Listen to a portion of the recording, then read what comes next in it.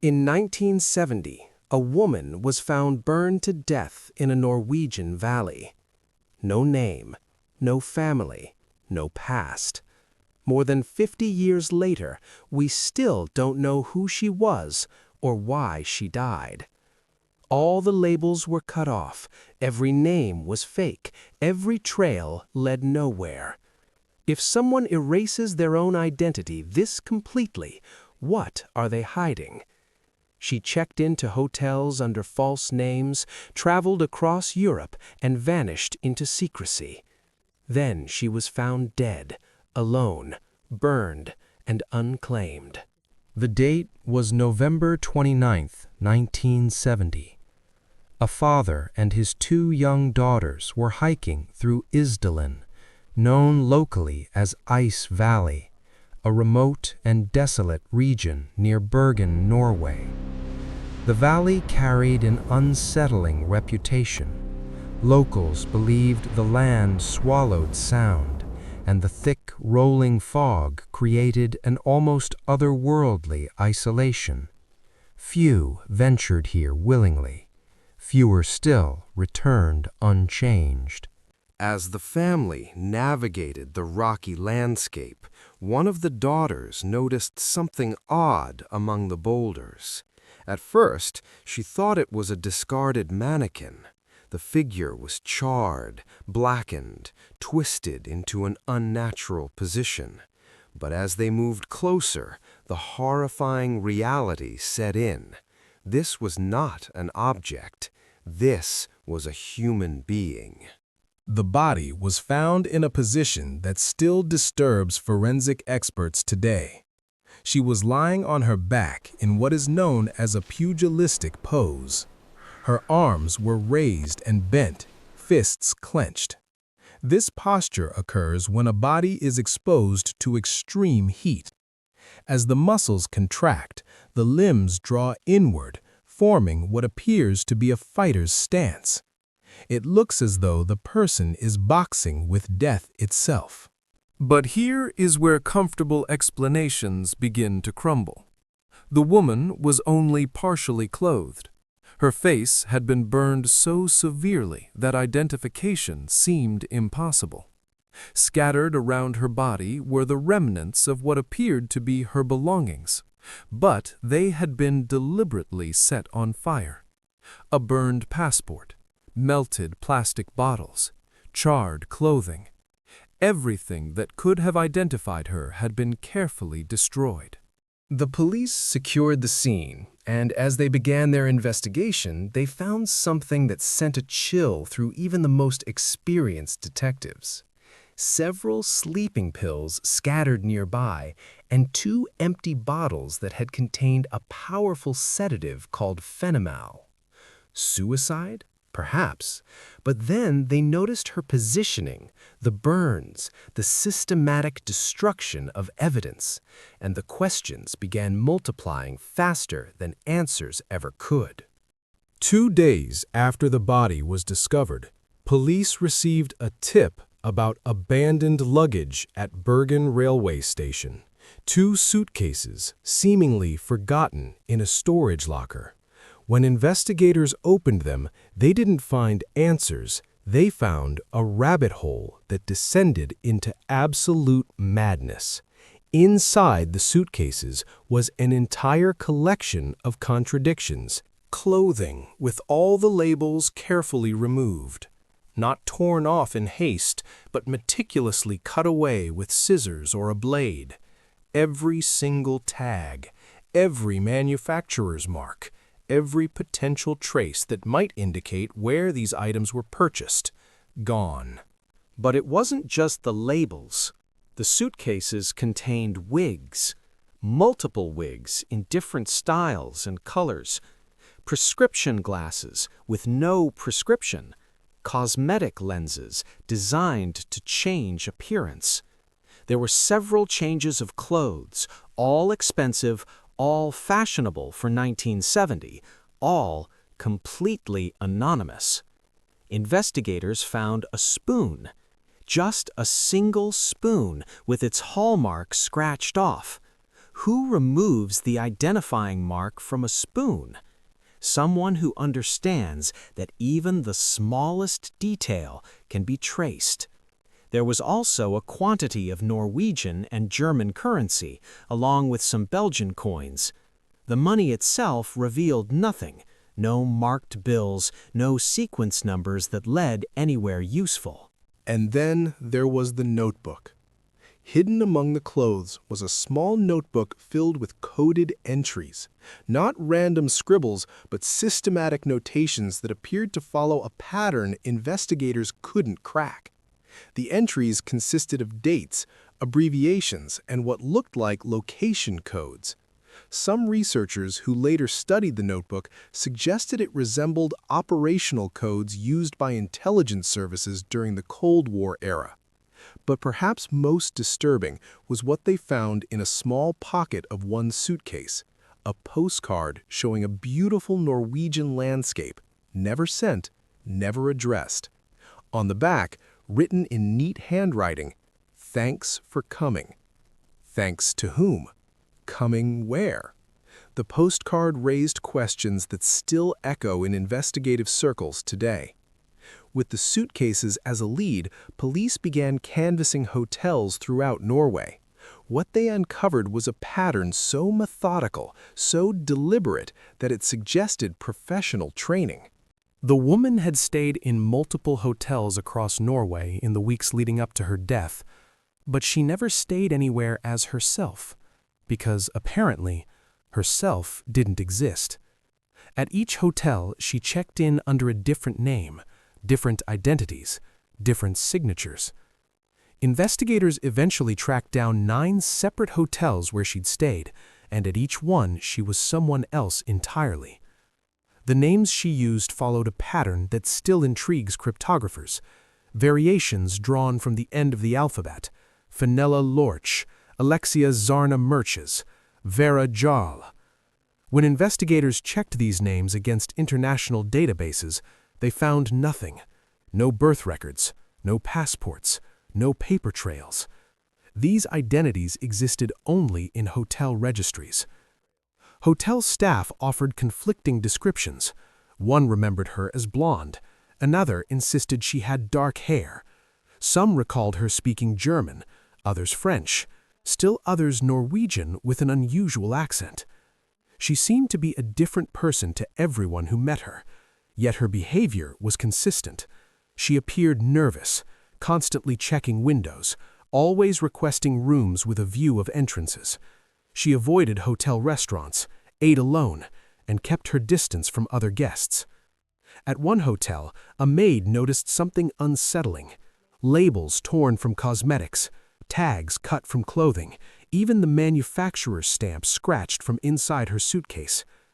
At another hotel, a staff member recalled her meeting a dark-haired man who stayed only briefly. They spoke in hushed tones, and when he left, the woman appeared visibly distressed. Police searched for this mystery visitor, but like every other trace in her life, he vanished without a single lead. The autopsy of the Isdal Woman revealed details that transformed this from a mysterious death into something far more sinister. The official cause of death was carbon monoxide poisoning combined with extensive burns. But this is where medical examiners ran into a wall of contradictions. The burning appeared to have occurred while she was still alive or very recently deceased. The pattern of burns was unusual, concentrated around her neck and chest, and less severe elsewhere. This was not consistent with an accident, nor with a typical case of self-immolation. Toxicology reports showed fatal levels of sleeping pills in her system, enough to kill her on their own. So why the fire? If the pills were sufficient, what purpose did the burning serve? Some forensic experts believe this pointed to murder, a woman drugged, then burned to stage a suicide. Others argued the evidence could still support self-inflicted death, with the fire meant to further destroy her identity. The autopsy revealed more. She was estimated to be between 25 and 40 years old, a frustratingly wide range caused by the damage to her body. She was well-nourished, with carefully maintained teeth, suggesting access to good dental care. Her hands showed no signs of manual labor. Her fingernails were professionally manicured. But the most disturbing finding was in her throat and lungs. Soot particles were present deep inside, proving she had been breathing when the fire began. Either she remained conscious long enough to inhale smoke, or she was unconscious from the pills but still alive as the flames took hold. The medical examiner noted one final detail: bruises across her body in various stages of healing. Someone had been hurting this woman in the weeks before her death. Defensive wounds? Abuse? Something worse. Without knowing who she was, investigators had no way to understand the violence she endured. Desperate for answers, police attempted the impossible. A facial reconstruction was created to show what the Isdal woman might have looked like before the fire. The sculpture was distributed across Europe, published in newspapers from Oslo to Berlin, from London to Paris. The hope was simple, that someone, somewhere, would recognize her. No one did. A few claimed they had, but every lead collapsed under scrutiny. The reconstruction was updated and re-released over the years. Still nothing. It was as if this woman had appeared from nowhere, lived in the shadows, and vanished completely, leaving behind only burned remains, unanswered questions, and a mystery that refused to die. As investigators pieced together the fragments of her final weeks, a theory began to emerge, one that sounded almost too dramatic to be real, yet fit the evidence better than any alternative. Was the Isdal woman a spy? Consider the facts: multiple false identities, wigs and disguises, the systematic removal of every identifying mark, a coded notebook, nervous behavior, constant vigilance, unexplained meetings, an international travel pattern that made no sense for an ordinary civilian. Even her death raised questions. If it was suicide, it bore eerie similarities to what intelligence services call a clean exit, a deliberate destruction of identity before death. And this was 1970. The Cold War was at its frozen peak. Norway, despite its image of neutrality, occupied a critical position between NATO and the Soviet Union. Bergen itself hosted sensitive NATO installations, making it a focal point for covert activity.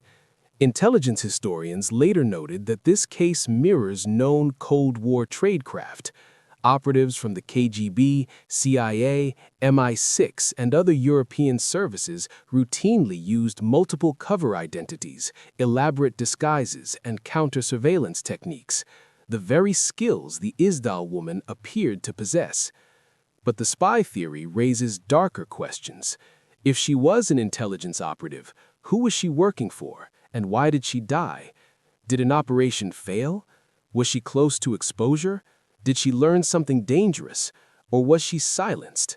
Some experts suggest a more chilling possibility, that she was murdered by her own handlers, with the scene carefully staged to resemble suicide. By combining sleeping pills with fire, the perpetrators created maximum ambiguity, obscuring the cause of death while destroying evidence and identity. It is, disturbingly, exactly the kind of scenario taught in intelligence training during the Cold War. Here is where the Isdal woman case takes an even stranger turn. For years, the physical evidence, her clothing, personal belongings, and the contents of the suitcases was stored in police archives, preserved for future investigation. Then, in 1987, it was all destroyed, cremated. Authorities concluded the case was cold, storage was limited, and the evidence was no longer needed. Everything that might have held DNA, hair samples, fabric origins, or coded intelligence was reduced to ash. When modern investigators later revisited the case, they discovered there was almost nothing left to analyze. The opportunity for advanced forensic testing had vanished. Some researchers believe this was simple bureaucratic negligence. Others suspect something more deliberate. If the Isdal woman had ties to intelligence operations, there may have been powerful reasons to ensure her evidence was never re-examined. In a case this unusual, even ordinary explanations feel unsettling. In 2016, nearly 50 years after her death, Norwegian authorities made a final attempt to uncover the truth. The Isdal woman's body was exhumed from an unmarked grave in Bergen. Advances in DNA science and isotope analysis offered new hope. Forensic teams recovered enough biological material to proceed. Chemical signatures in her teeth and bones suggested she likely grew up in Central or Southern Europe, possibly Germany or neighboring regions. Her dental work aligned with European standards of the 1950s and 60s. DNA confirmed European ancestry, but no matches were found. Science narrowed the field, but still could not give her a name. Investigators traced fragments of her movements across Belgium, France, and Germany, always traveling, always under false identities, always just ahead of detection. Over decades, theories continued to haunt the case. The spy theory remains the most compelling, explaining her tradecraft, disguises, and suspicious death.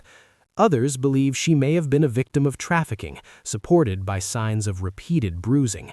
Some suggest witness protection gone wrong, or even escape from a controlling cult that erased identities as a form of control. Each theory explains part of the mystery, but none explain all of it. And so the Isdal woman remains what she has always been, a woman without a name, a life reconstructed only in fragments, and a mystery that refuses to close. To truly understand why this case resonates so deeply, we need to appreciate the era in which it occurred. 1970 was a paranoid time. The Cold War was at full intensity. Intelligence services on both sides ran elaborate operations. Real people vanished into secret prisons, were assassinated with exotic poisons, lived double and triple lives. The world of espionage wasn't glamorous like James Bond. It was dark, brutal, and often ended with anonymous deaths. Norway itself was a hotbed of intelligence activity. Despite its peaceful reputation, the country sat at a strategic choke point. Soviet submarines regularly patrolled Norwegian waters. NATO forces maintained crucial installations. Berlin, divided and desperate, was just a short flight away.